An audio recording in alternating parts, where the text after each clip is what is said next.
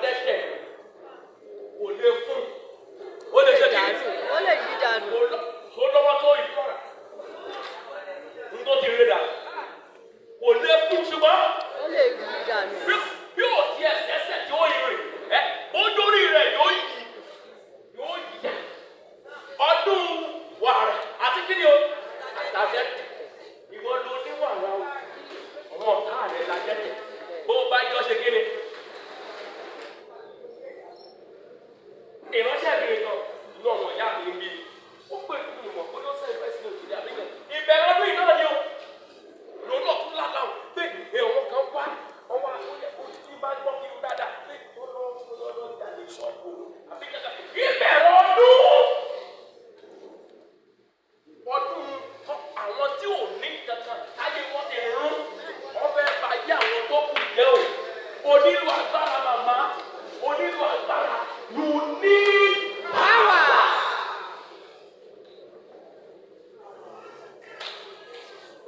Lọ́wọ́ yẹ méjèèjì òkè. Àràkú àgàtà alẹ́ bíi àpárẹ́ òsìàgà. Mo gbàdúrà yẹn ní ìgbà kẹta. Bàbá mo gbàdúrà fún ọ. Ayé rẹ̀ ò ní lù ọmọ gbà o. Màmá mo gbàdúrà fún ọ. O ò ní ṣẹ́rú lé ọmọ o. Lọ́wọ́ yẹ méjèèjì òkè. Ẹ pariwo dáadáa. Ẹ̀mí mímọ́. Àdínà. Wọnú mi. Lórúkọ yẹn.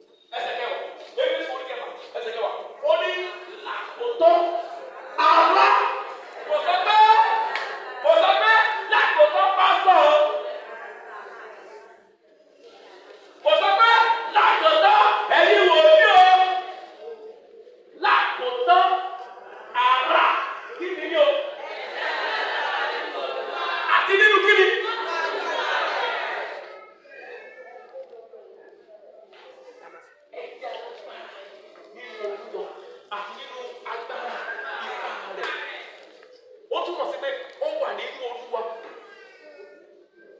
Ó wà nínú Olúwa. Ó wà lágbára. Wọ́n bá ìdí ẹ lápá. Ọwọ́ ọ̀pọ̀ nínú Olúwa. Ìṣe bá tá ní ìṣòro. Lọ́wọ́ lẹ̀ méjèèjì òkè. Wà á pariwo. Amen. Ṣé alẹ́ àwọn olóyún láàrin wa pé ó bá jó lóyún láàrin wa fún àbọ̀lẹ̀ fún àbọ̀lẹ̀? Tó bá jó lóyún láàrin wa pé fún àbọ̀lẹ̀ apá ọ̀tún àtàlápá ọ̀sẹ̀ ní wa nígbà. Ẹ pariwo orúkọ Jésù lẹ́ẹ̀kan. Agbára ẹ̀mí mímọ́ ò ní ìgbà mẹ́ta. Wọ́n á tún pariwo ẹ̀mí mímọ́ àti iná nínú iná mi. Orí bó o bá gbé wọnú rẹ̀ ẹ bá yẹ kó wọnú rẹ̀ kò ní lè jáde tó bẹ̀. Mo lọ́jà bàbá wa nínú Olúwa tó sọ pé wọ́n ní bẹ́ẹ̀ bá gbé sọ̀rọ̀ lọ́dọ̀ bàbá ò ní inú mi gbé mi.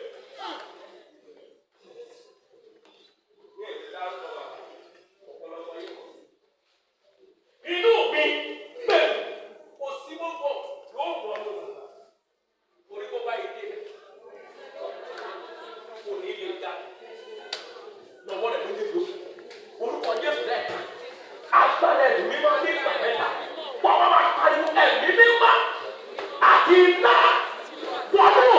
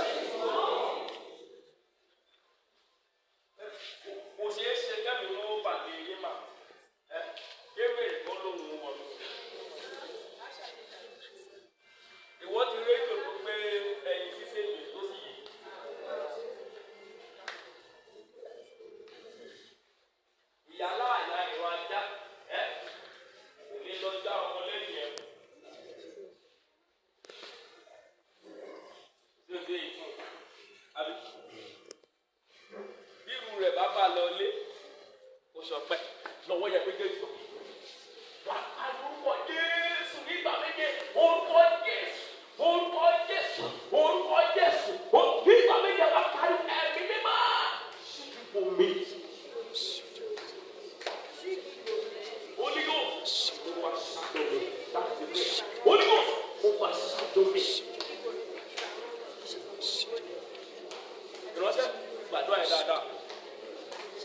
Sóhun nìkan ló lóyún tó bẹ láàrin wa láàárọ̀ yìí. Lọ́wọ́ yẹn ló lè lò.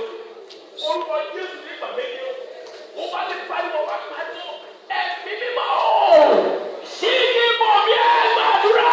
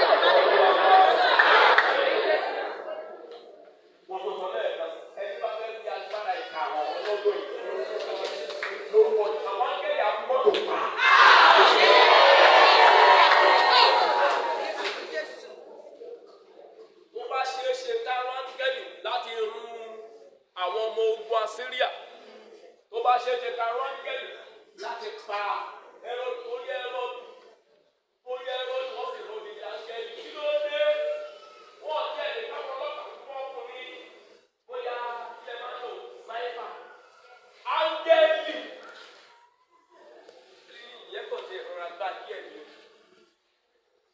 Wọ́n jẹ́ kí ló ti ẹ̀gbà rẹ̀ pẹ̀lú ẹ̀gbà kí ẹ̀ gbogbo ilé yẹn tó wà wò.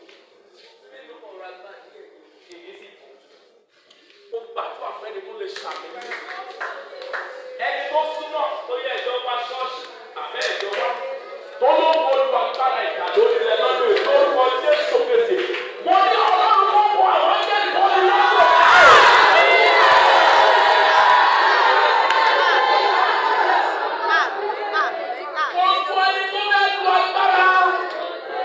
Àti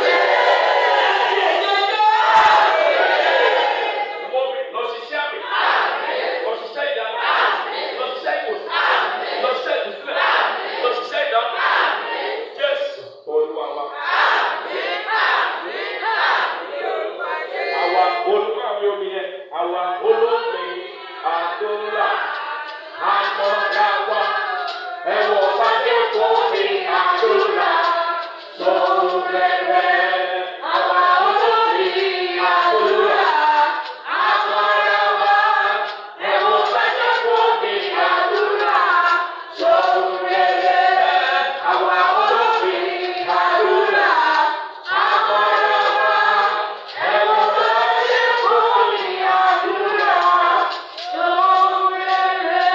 Omi ọwọ́ rẹ ní orúkọ yóò yí òkú nìyí.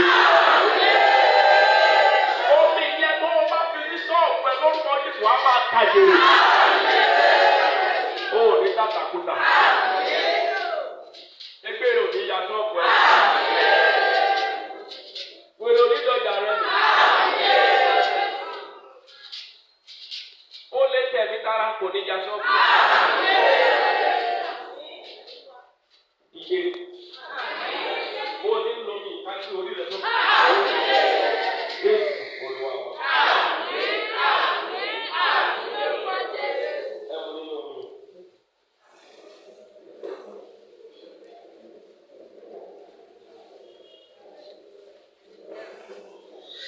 Ẹ jókòó.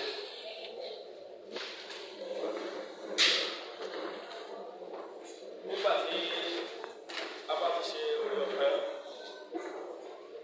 omi yẹn ẹ má lò tán epo fọ àtẹ́lẹwọ́ rẹ méjèèjì kò sì fọ orí rẹ pẹ̀lú èyí tó kù tó lè lọ fún wọn ilé rẹ fún wọn ṣọ́ọ̀bù rẹ ní ìmísí àti agbára kan fún àpẹẹrẹ lọ.